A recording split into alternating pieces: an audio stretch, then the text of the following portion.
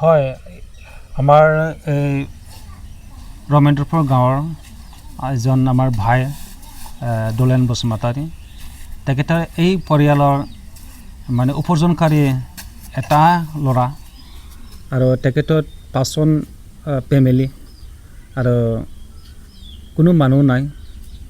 এতিয়া মানে যিখিনি বেমাৰ হৈছোঁ, বেমাৰ পৰি আছে, অতি মৰ্মান্তিক ঘটনা বুলি আমি ভাবোঁ।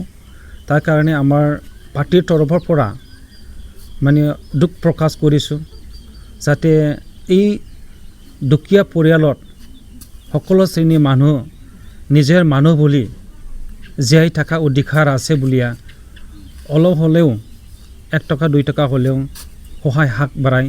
তাৰ কাৰণে আমাৰ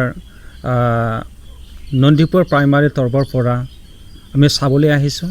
নন্দীপুৰ প্ৰাইমাৰীৰ পৰা আমি অনুৰোধ কৰিছোঁ সকলো শ্ৰেণীৰ মানুহ যাতে অলপ হ'লেও হাত মানে ভৰাই, তাৰ কাৰণে আমি আহ্বান জনাইছোঁ।